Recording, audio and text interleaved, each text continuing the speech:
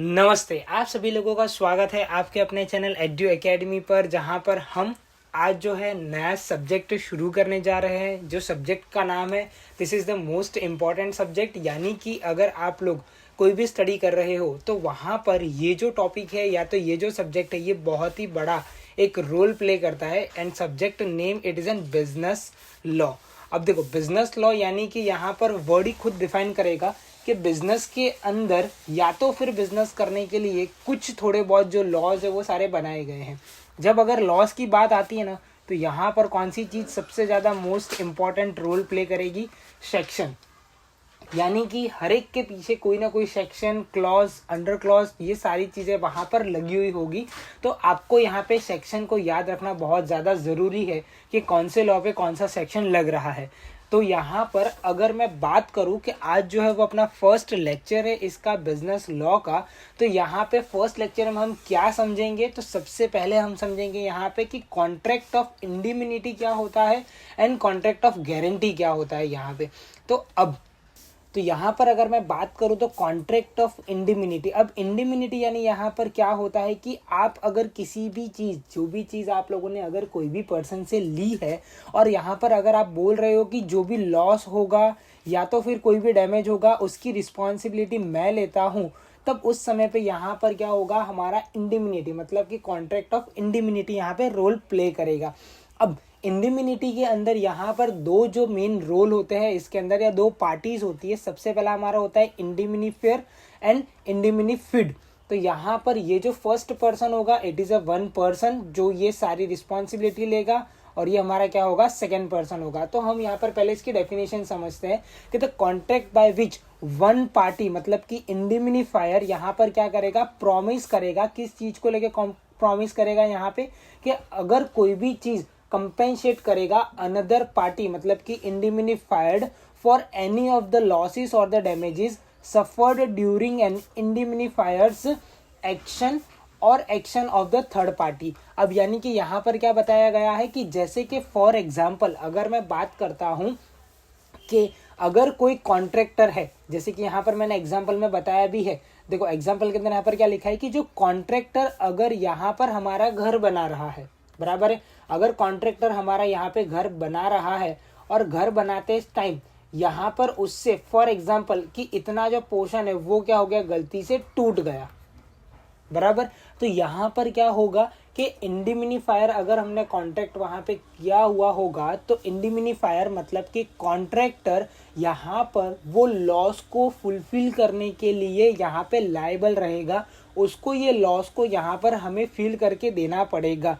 क्यों? बिकॉज कि contract of इंडिमिनिफायर यही कहता है कि जब कभी भी यहाँ पर कोई भी पर्सन, या तो आप बोल सकते हो कि इंडिमिनिफायर कॉन्ट्रैक्टर जो होगा वो अगर हमारा काम, इंडिमिनिफिड का काम वहाँ पे कर रहा है, तो उस टाइम पे अगर कोई भी लॉस या डैमेज होता है तो वो सारी रिस्पॉन्सिबिलिटी उस कॉन्ट्रैक्टर की रहेगी कि वो उसे कंप्लीट करके दे एट एनी हाउ। अब यहाँ पर अगर मैं बात करूँ कि कंपेंसेशन, तो यहाँ पर कंपेंसेशन कौन सा होगा?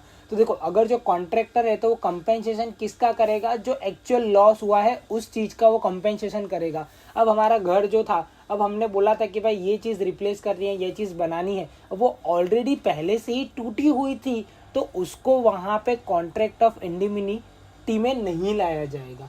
वहाँ पर क्या होगा कि अगर वो चीज़ बनाते टाइम कोई और चीज़ टूटती है कॉन्ट्रैक्टर से, तो वो चीज़ लायबल रहेगी, कॉन्ट्रैक्टर उसे हमें वहाँ पे सही करके देगा। तो the indemnifier is a primary liability. Indemnifier कौन होता है? हमारा सबसे पहला प्राइमरी लायबल रहेगा उस चीज़ को काम करने के लिए। अब देखो, इंडिमिनिफायर मतलब यानी यहाँ पर क्या होता है? तो contractor is a primary liable once they compensate the repaired, या तो वो कंपेंसेट करेगा या तो वो रिपेयर करके देगा। दे में having no future recourse against the third party. अब यहाँ पर क्लियरली मेंशन करा जाता है, ध्यान रखना। देखो, जब कभी भी आप घर बनवाते हो और कॉन्ट्रैक्टर वो चीज़ उससे टूट गई है और वो रिपेयर करके दे रहा है, तो वहाँ पर वो आपको पहले से ही कह देता है कि भाई देखो, गलती से मेरे से टूट गया था, मैंने इसको रिपेयर करके आपको दे दिया, बट आगे अगर इससे कुछ भी होता है तो उसकी रिस्पॉन्सिबिलिटी मेरी नहीं है। मैंने जितने चीज़ का कॉन्ट्रैक्ट लिया था उस चीज़ में अगर कुछ भी होता है तो वो मैं वहाँ पे आपको सही करके दूंगा। बराबर। तो इस तरीके से यहाँ पर क्या है, हमारा कॉन्ट्रैक्ट ऑफ इंडिमिनिटी होता है। नेक्स्ट जो कॉन्ट्रैक्ट है वो क्या है, हमारा कॉन्ट्रैक्ट ऑफ गारंटी। अब देखो कॉन्ट्रैक्ट ऑफ गारंटी के अंदर यहाँ पे तीन पार्टी होती है। तो तीन पार्टी में सबसे पहली चीज, सबसे पहले कौन आएंगे यहाँ पे, देखो सबसे पहले आते हैं हम, बराबर है। एग्जाम्पल के लिए लेता हूँ यहाँ पर मैं बैंक से, और यहाँ पर आ जाएगा फ्रेंड। अब यहाँ पर क्या होगा, फॉर एग्जाम्पल कि फ्रेंड जो है हमारा, उसको पैसा चाहिए था बैंक से, तो वो बैंक के पास गया लोन लेने के लिए। तो बैंक ने उसको लोन दिया यहाँ पे कि भाई जितना पैसा चाहिए उतने का उसने लोन दे दिया। लेकिन बैंक ने यहाँ पर एक कंडीशन उसके सामने रख दी कि भाई अब तुम मुझे यहाँ पर एक गारंटर दो कि अगर तुम मुझे पैसा पे नहीं करते हो, अगर ये फ्रेंड पैसा पे नहीं करेगा, तो तुम्हारे बिहाफ में कौन ऐसा पर्सन है जो मुझे पैसा देगा। क्योंकि बैंक जो है वो तो फ्री में पैसा देगी नहीं किसी को भी, वहां पर उसने गारंटी तो वो लेगी ही लेगी। तो बैंक ने यहाँ पर फ्रेंड को कहा कि भाई तुम मुझे गारंटर लाके दो। तो फ्रेंड क्या है, वो आया हमारे पास, उसने बोला कि भाई इस तरीके से मैं लोन ले रहा हूँ और बैंक को एक गारंटर की जरूरत है, क्या तू गारंटर बनेगा यहाँ पे। तो हम तो यहाँ पे दिल हमारा बहुत ही साफ था, हमने यहाँ पर क्या बोला, बोले कि चल कोई दिक्कत नहीं है, अगर तेरे को वहाँ पे लोन लेनी है तो हम गारंटर बन जाते हैं वहाँ पे। क्योंकि मुझे पता था कि ये पैसा तो वहाँ पे दे ही देगा, बिकॉज जो पर्सन था वो ट्रस्ट वर्दी था, यानी कि फ्रेंड जो है वो हमारा ट्रस्ट वर्दी है। तो मैं यहाँ पर क्या बन गया, गारंटर बन गया। किन दोनों के बीच में, फ्रेंड और बैंक से लोन ली है उसके बीच में। अब यहाँ पर क्या होता है, अब फॉर एग्जाम्पल कि फ्रेंड को बारी आती है पैसा देने की, बराबर है। बैंक, फ्रेंड किसको पैसा देगा, बैंक को यहाँ पर पैसा देगा।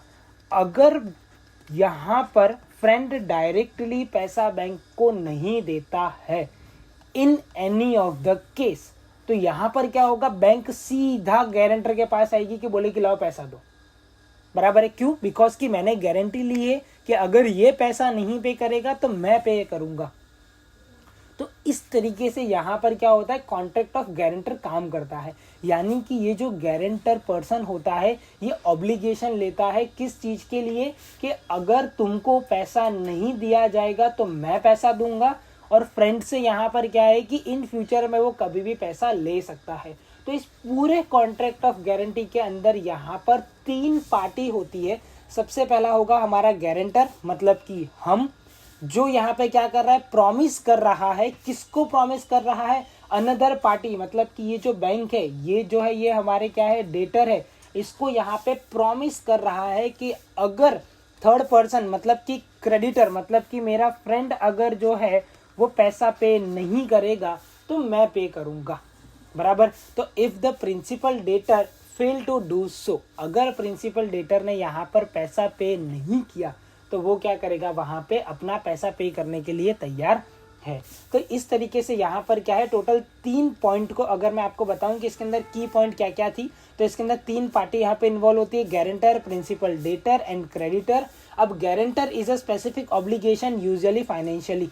अब यहाँ पर क्या बोला है कि गारंटर जो होगा वो स्पेशली ऑब्लिगेशन लेगा किसके, फाइनेंशियल के। अब यहाँ पे नेक्स्ट बोला है कि the guarantors liability is secondary. अब ध्यान रखना यहाँ पे गारंटर की लायबिलिटी क्या है, सेकेंडरी। जैसा मैंने आपको एग्जांपल बताया, इसके अंदर भी आप लोग यहाँ पे समझ गए होंगे। पहले फ्रेंड पैसा देगा, अगर फ्रेंड पैसा नहीं देता है तो फिर वो हमारे पास आएंगे, मतलब कि वो क्या हमारी सेकेंडरी लायबिलिटी होती है।